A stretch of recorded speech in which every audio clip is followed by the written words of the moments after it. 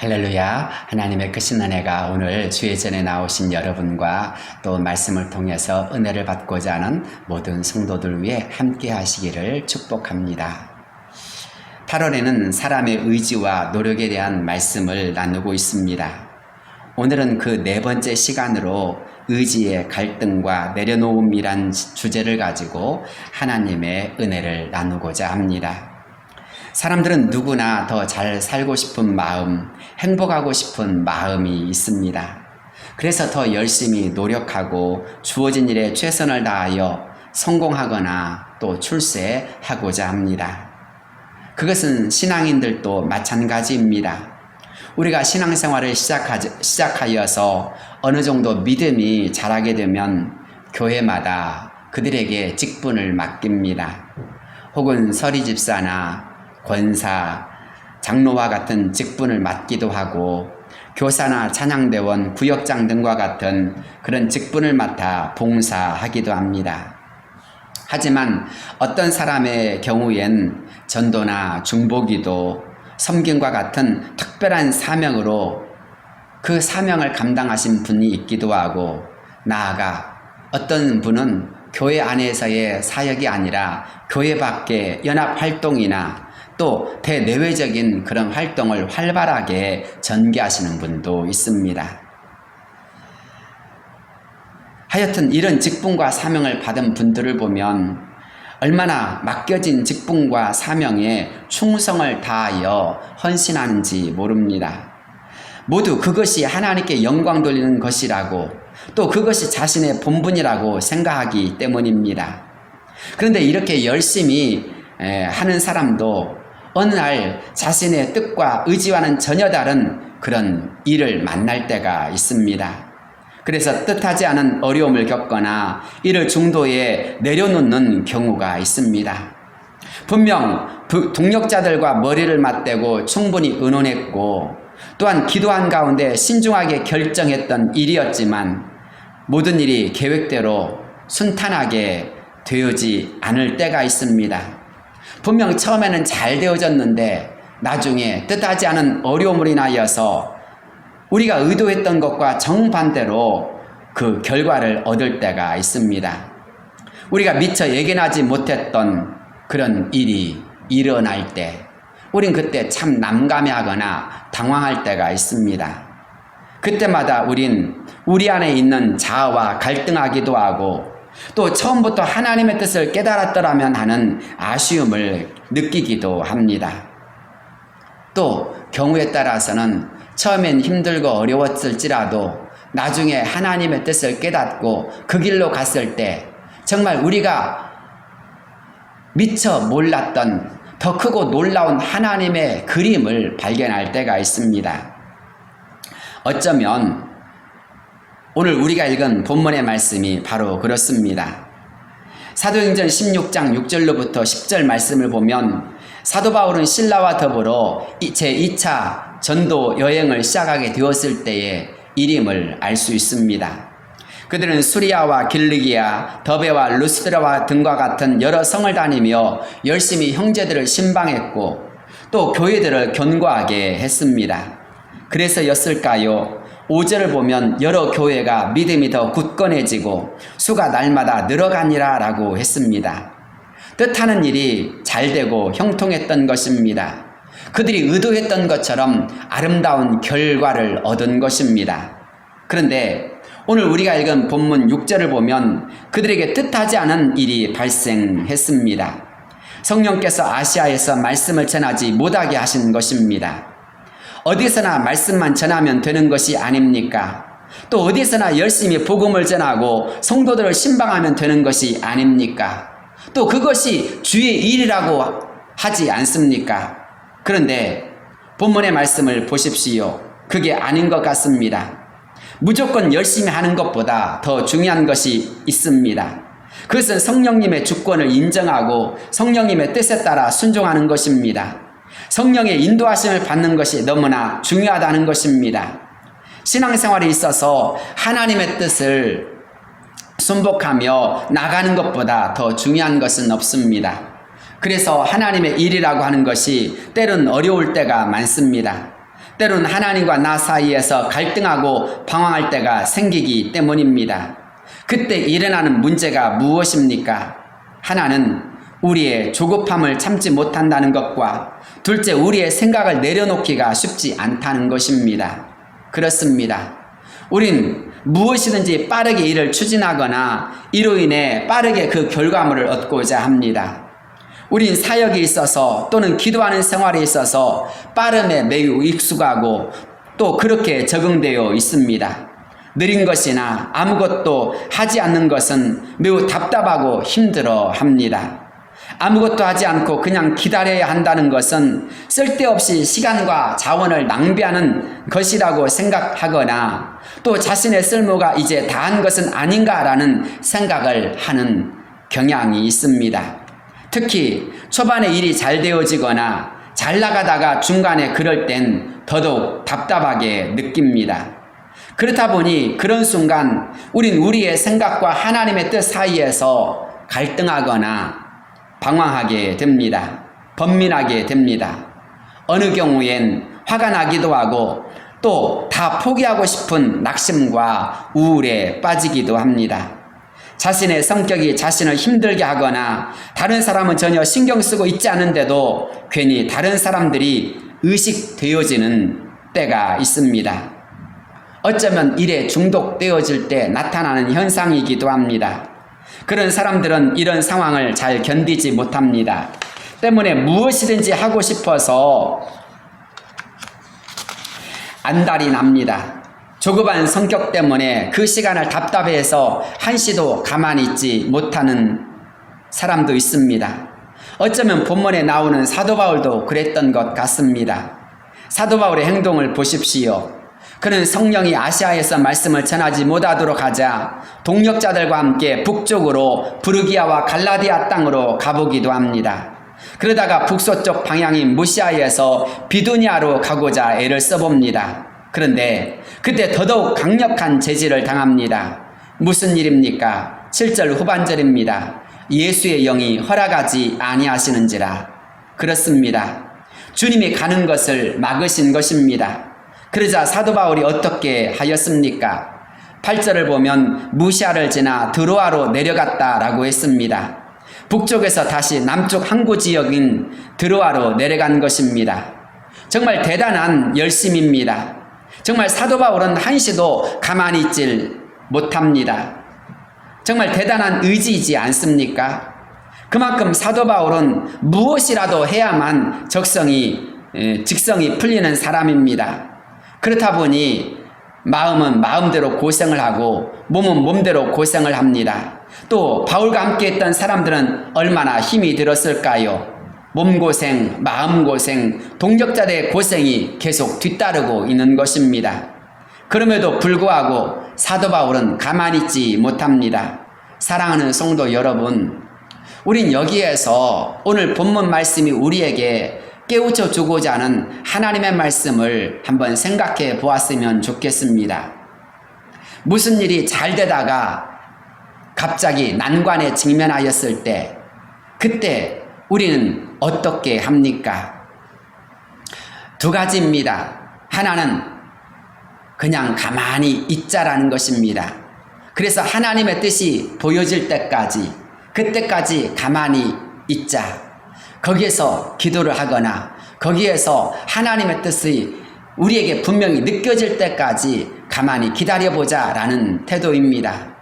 또 하나는 기도만 한다고 해서 무슨 일이 일어나느냐, 뭐라도 하면 되지 않느냐. 그래서 나중에 그렇게 하다 보면 하나님께서 우리를 하나님의 뜻이 무엇인지 알게 해주지 않겠느냐라는 것입니다. 사랑하는 성도 여러분, 여러분은 어떤 류의 생각을 하십니까? 또 어떤 행동이 여러분의 삶에 익숙합니까? 가만히 그 자리에 앉아서 하나님의 뜻이 온전히 느껴질 때까지, 깨달아질 때까지 멈추어 있습니까?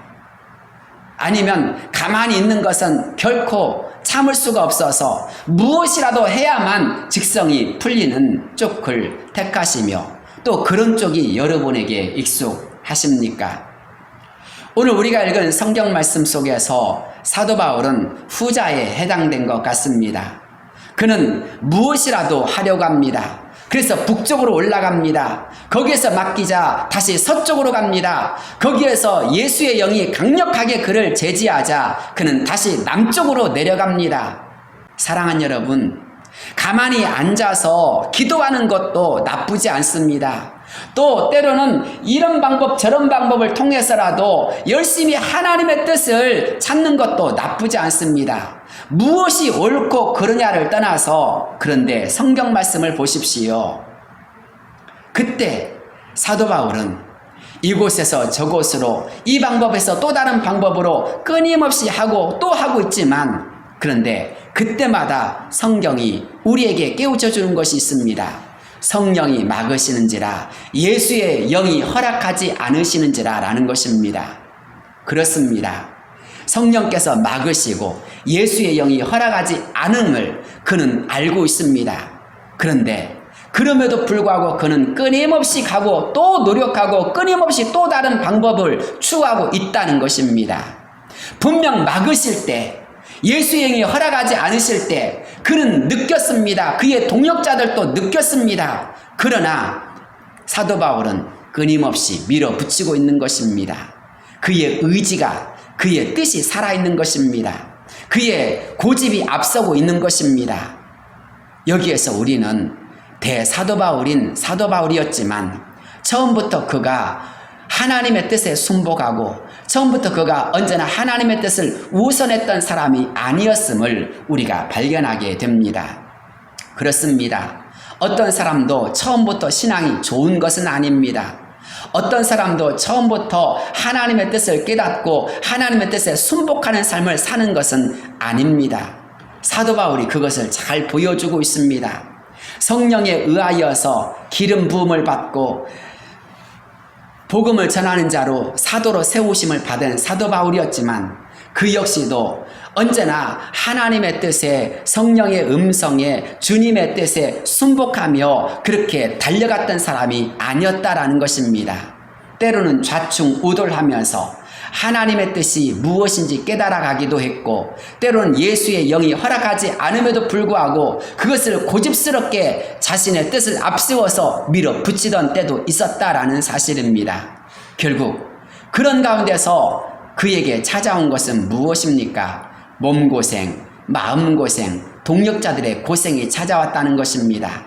여기서 성경은 우리에게 무엇을 교훈하여 주고 있습니까? 바로 내 열정과 내 생각과 내 주장을 너무 지나치게 고집하지 말라는 것입니다. 내 생각과 내 방법과 내 주장을 너무 앞세우다 보면 어느 순간 하나님의 뜻보다 내 생각이 내 방법이 앞서기 때문입니다. 결과적으로 내 생각에 함몰되어져 버립니다. 주님의 뜻이 사라지고 주님의 역사가 사라지고 주님의 뜻에 거스른 자가 될 수 있기 때문입니다. 오늘 사도 바울이 그랬던 것입니다. 성령이 아시아에서 말씀을 전하지 못하게 하셨을 때 예수의 영이 허락하지 않았을 때 그는 그런 어려움에 직면한 순간 그때 바로 무릎을 꿇었더라면 얼마나 좋았을까 하는 생각을 하게 됩니다. 흔히 열정적인 사역자들의 함정이 있습니다. 처음엔 주님의 뜻으로 시작했다가 어느 순간 은혜와 주님은 사라지고 내가 주장되고 있거나 일만 하고 있는 경우입니다. 사도 바울이 바로 그랬다는 것입니다. 그는 열심히 교회를 돌아보고자 했습니다. 그래서 초반 놀라운 결과를 얻었습니다. 그래서 더 열심히 더 많은 일을 하고자 했습니다. 그래서 바울은 더 큰 도시이자 그때 당시 아시아의 중심이라고 할 수 있는 에베소 지역으로 가려고 했던 것 같습니다. 하지만 그때 성령께서 그를 막으셨습니다. 그것이 아니라고 하신 것입니다. 그렇다면 대사도 바울인 그가 그 즉시 깨달아야 하는 것 아닙니까? 성령의 뜻에 순복하는 자세가 당연한 자세이지 않겠습니까? 그럼에도 불구하고 그것도 아니라면 왜 막으시는 성령님께 그 뜻을 묻고 기도해 보지 않았을까요?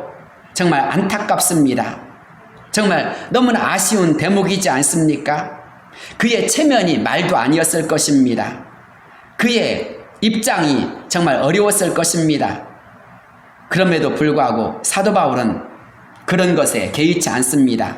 여기에서 안 되면 다른 곳에서 해보면 되지 않겠는가?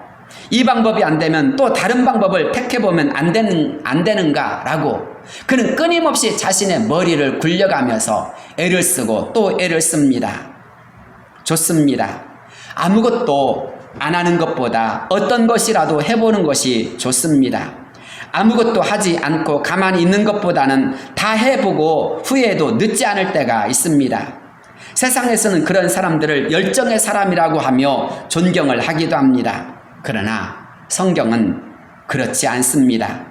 하나님의 뜻과 상관없이 행한다면 그것은 하나님의 일이 아니라고 합니다.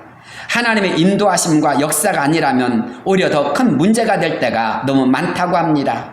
그래서 처음부터 하나님께 묻고 하나님의 뜻에 따라 지속적으로 하나님의 일을 이루어 나가는 것이 중요하다고 합니다. 왜냐하면 그것이 하나님의 일이기 때문입니다.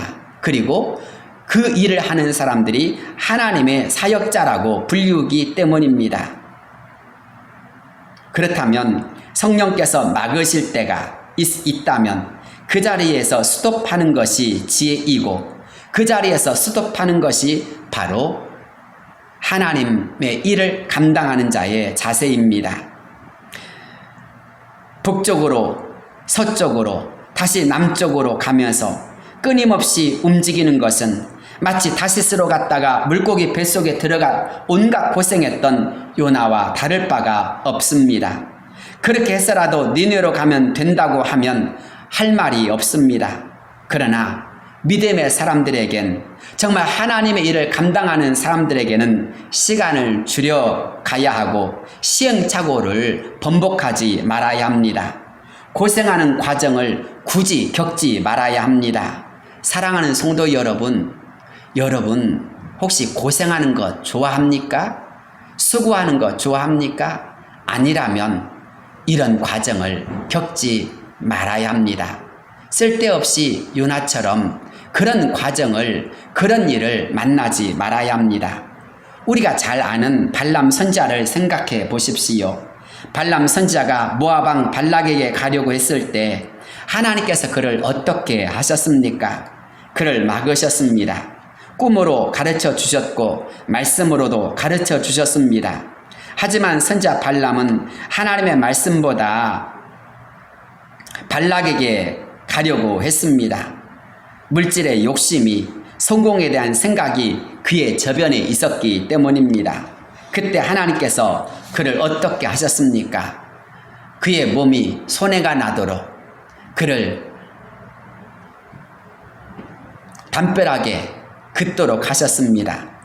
그런 당나귀를 그가 채찍질하자 심지어 하나님은 당나귀가 말을 하여서 하나님의 뜻이 무엇인지 알게 하셨습니다. 그렇습니다.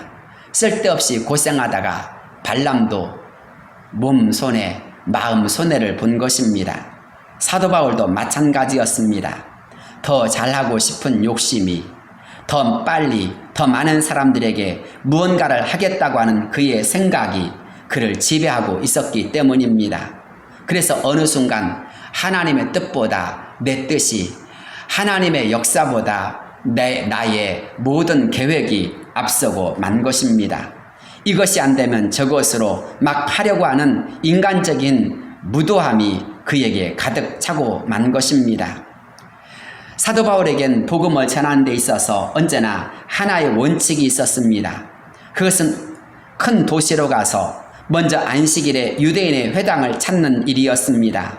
그리고 회당에 모인 사람들에게 복음을 전하였습니다. 그것이 사도 바울의 사역의 틀이었습니다. 회당과 유대인들이 그의 사역의 출발점이었습니다. 그러나 하나님은 그가 이방인의 사도가 되길 원하셨습니다. 복음의 씨가 어느 정도 뿌려진 아시아가 아니라 이젠 유럽으로 그리고 하나님을 모르는 사람들에게로 하나님의 복음이 더 많이 더 빠르게 전하여지길 원하셨습니다. 회당이 있는 지역뿐만이 아니라 회당이 없고 작은 성인 빌립보 같은 곳에서도 하나님의 복음이 전하여지길 원하셨습니다. 하루라도 빨리 이젠 복음이 더 넓은 곳으로 더 많은 사람에게 확산되기를 원하셨던 것입니다.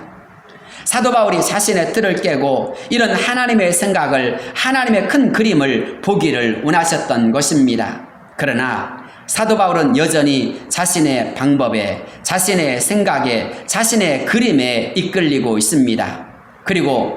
그래서 이곳 저곳으로 다녀봅니다. 이 방법 저 방법을 사용하고 있습니다. 그렇기 때문에 고생만 하고 있는 것입니다. 앞서 말씀드린 것처럼 몸이 고생을 하고 동력자들이 고생을 하고 있는 것입니다. 하나님의 성령이 막으실 때는 그 자리에 멈추는 것이 가장 중요한 자세입니다. 그 자리에서 다시 시작하는 것이 더 빠르고 더 아름다운 것입니다. 내 뜻을 내려놓고 하나님의 뜻에 순복하는 그것이 가장 중요한 사역자의 자세라는 것입니다. 사도 바울은 한참이 지났을 때에야 이것을 깨달았습니다. 그래서 드로아에 이르렀을 때에야 거기에서 놓고 있었던 것, 잊어버렸던 것을 기억하고 하나님께 엎드립니다. 어디로 가야 좋을지 막다른 곳에 도착했었을 때에야 기도해야지라고 그는 하나님께 엎드리기 시작한 것입니다. 사랑하는 성도 여러분, 어떤 일이 잘 안 될 때 하나님께 엎드리는 것 매우 좋습니다. 그러나 어떤 일이 더 잘 될 때 하나님 앞에 엎드리는 것은 더더욱 중요한 것입니다. 그렇지 않으면 어느 순간 하나님은 사라지고 나의 열심과 나의 뜻과 나만 앞설 때가 있는 것입니다. 그렇다 보면 어느 순간 하나님의 뜻을 놓칠 때가 있습니다. 어느 순간 하나님은 사라지고 내 방법과 나만 앞설 수가 있는 것입니다. 사랑하는 여러분, 그런 면에 있어서 일이 잘 되어지거나 또 안 될 때, 또 우리의 일이 형통하거나 그렇지 않을 때 우리 모두 하나님께 엎드린 자가 되어야 할 줄로 믿습니다. 가장 중요한 것은 무엇입니까? 일의 결과보다 하나님의 뜻에 붙들리고 있느냐라는 것입니다. 많은 사람이 나를 따른다고 해서 좋긴 합니다만 그것보다 더 중요한 것이 성도들에겐 하나님의 일을 감당한 자에겐 있습니다. 바로 하나님이 인정하시느냐, 하나님이 이끄시느냐, 그것이 중요합니다. 많은 결과물이 없어도 하나님이 이끄시고 있다면 제대로 가고 있는 것입니다. 많은 역사가 일어나지 않는다 할지라도 하나님이 함께하고 계시다면 그것보다 더 아름다운 일은 없는 것입니다. 사랑하는 성도 여러분, 하나님이 인도하신 자가 되기를 바랍니다. 하나님이 함께하신 자가 되기를 바랍니다. 하나님이 사랑하신 자가 되기를 바랍니다. 그러면 그의 삶 속에서 하나님의 기뻐하신 역사가 가득하게 되어집니다. 그렇지 않고 하나님께서 막으실 때에, 성령께서 막으실 때에 예수의 영이 허락하지 않음에도 불구하고 끊임없이 내가 무언가를 추구하고 무언가를 하고자 한다면 그때 성령께서는 탄식하십니다. 그때 성령께서는 끊임없이 우리를 막고 또 막으십니다. 그렇다 보면 우리는 마음에 갈등하고 번민하며 방황하게 마련인 것입니다. 사랑하는 성도 여러분, 내 생각과 일보다 더 중요한 것은 하나님의 생각, 하나님의 이름을 꼭 깨달으시길 바랍니다. 주님께서 그렇게 행동하지 않았습니까? 주님은 끊임없이 하나님의 일을 하고자 하셨습니다. 많은 기적과 표적이 나타났습니다. 많은 사람들이 더 많이 모여들어 심지어는 예수님을 자신들의 왕으로 삼으려고 했었습니다. 그러나 예수님은 그런 때일수록 그들을 피하여서 산으로 가셨습니다. 일이 더 잘되고 하나님의 역사가 분명히 일어났었지만 그러나 예수님은 거기에 만족하거나 그런 순간을 즐기시기보다는 오히려 사람들을 피하여서 기도하는 자리로, 하나님의 뜻을 묻는 자리로, 하나님의 더 큰 은혜를 받는 자리로 나아가셨습니다. 한적한 곳에서 더 열심히 하나님께 매어 달렸고 하나님의 도우심을 구하였습니다. 때로는 변화산에서 때로는 겟세마네 동산으로 가셔서 피땀 어린 기도를 드리시기도 했습니다. 그 결과 주님은 하나님의 음성을 들으셨습니다. 성령님의 도우심을 받으셨습니다. 성령님의 강력한 역사가 일어났습니다. 그렇습니다. 우리도 항상 하나님의 뜻을 붙잡는 자가 되어야 합니다. 하나님의 뜻을 이루기 위해 힘써야 합니다. 하나님의 말씀이 들려올 때 우린 제대로 걸어갈 수 있고 제대로 일할 수가 있습니다. 하나님의 말씀을 따라갈 때 하나님의 뜻을 이루어갈 수 있고 그럴 때 우리는 진정한 하나님 앞에서의 도구, 축복의 통로가 될 수 있습니다. 충성된 자라고 인정받게 되어지며 하나님의 영광을 드러내는 자가 되어집니다. 보십시오. 사도 바울이 부르기아와 갈라디아 땅으로 갔지만 무시아나 비두냐로 갔지만 그곳에 갔었을지라도 그곳에서는 하나님의 역사가 하나님의 열매가 하나님의 일이 일어나지 않았습니다. 이곳 저곳으로 다녀가는 일만 있었던 것입니다. 거기에서 누군가를 구원하거나 그 누군가에게 하나님의 역사가 일어난 것이 아니라는 것입니다. 온전히 하나님의 영에 이끌렸을 때에 하나님의 역사가 크게 일어났고 하나님의 뜻이 나타난 것입니다. 주님의 뜻을 붙잡을 때 더 크고 놀라운 일을 이룰 수 있고 하나님의 뜻을 성취할 수 있으며 더 놀라운 기적과 더 크고 놀라운 하나님의 그림을 볼 수가 있습니다. 누가복음 5장에 나오는 베드로를 생각해 보십시오. 평생을 갈릴리 바다에서 고기를 잡는 어부로 살았습니다. 누구보다 고기를 잡는 데 있어서는 또 갈릴리 바다에 대해 말하는 것에 대해서는 어부였던 베드로를 따라갈 수가 없었습니다. 그러나 그런 그도 밤새도록 수고하였지만 잡은 것이 없는 날이 있었습니다. 그런 그에게 예수님께서 깊은 데로 가서 그물을 내리라고 했습니다. 그 시간 깊은 데에는 고기가 없는 때라는 것을 베드로는 누구보다 잘 알고 있었습니다. 하지만 베드로는 자신의 생각을 내려놓고 주님의 말씀에 순종하였습니다. 그러자 어떤 결과가 일어났습니까? 고기를 잡은 것이 심이 많아 그물이 찢어지는지라 라고 하였습니다. 2배가 잠길 정도라고 하였습니다. 그것은 사람으로서는 감히 할 수 없는 일이었습니다. 상상도 못할 일이 그에게 일어난 것입니다. 예수님께 순종하자 그에게 그 놀라운 하나님의 역사가 기적이 일어난 것입니다. 그러자 그가 어떻게 했습니까? 주님 앞에 무릎을 꿇었습니다. 그리고 자신의 죄인됨을 고백하였습니다. 물고기보다 더 놀라운 역사가 여기에서 시작됩니다.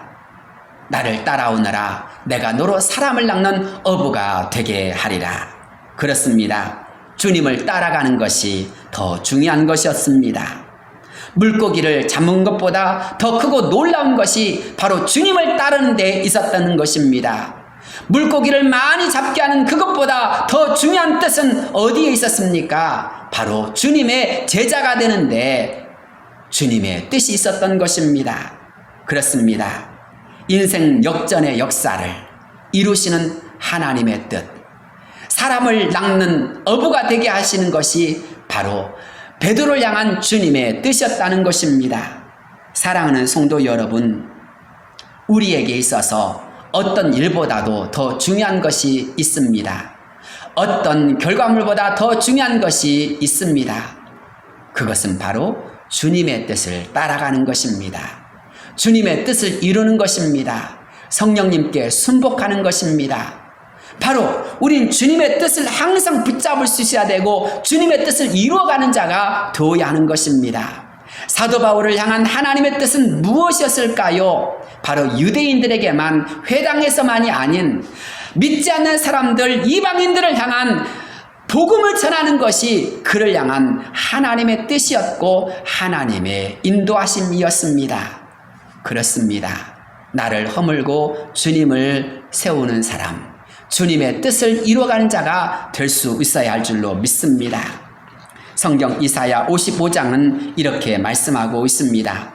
오라 너희 모든 목마른 자들아 물로 나오라 돈 없는 자도 오라. 너희는 와서 사 먹되 돈 없이 값없이 와서 포도주와 젖을 사라. 너희가 어찌하여 양식이 아닌 것을 위하여 은을 달아주며 배부르게 하지 못할 것을 위하여 수고하느냐. 내게 듣고 들을지어다. 그리하면 너희가 좋은 것을 먹을 것이며 너희 자신들이 기름진 것으로 즐거움을 얻으리라. 너희는 귀를 기울이고 내게로 나와 들으라. 그리하면 너희의 영혼이 살리라. 내가 너희를 위하여 영원한 언약을 맺으리니 곧 다윗에게 허락한 확실한 은혜이니라. 그렇습니다. 좋은 것이 있습니다. 즐거움이 있습니다. 확실한 은혜가 있습니다. 우리 영원히 사는 역사가 분명히 있습니다. 우린 이 일을 위하여 부름을 받은 사람들입니다. 이 일을 위하여서 여기 있는 사람들입니다. 그렇다면 우리가 붙잡아야 할 것이 무엇일까요? 바로 주님의 뜻인 것입니다. 주님의 말씀인 것입니다. 주님의 말씀을 붙잡고 우리는 한 걸음씩 한 걸음씩 나아가는 것이 매우 중요한 것입니다. 무슨 난관에 부딪혔습니까? 어떤 어려움의 순간이 다가왔습니까? 그때 이것을 하나님께서 막으시는 것이라고 느끼는 순간이 있었습니까? 그때 우리에게 잠시 머물러라, 기도하라라고 하는 하나님의 음성이 들려오진 않았습니까? 그때 우리는 하나님께 귀를 기울일 수 있어야 합니다.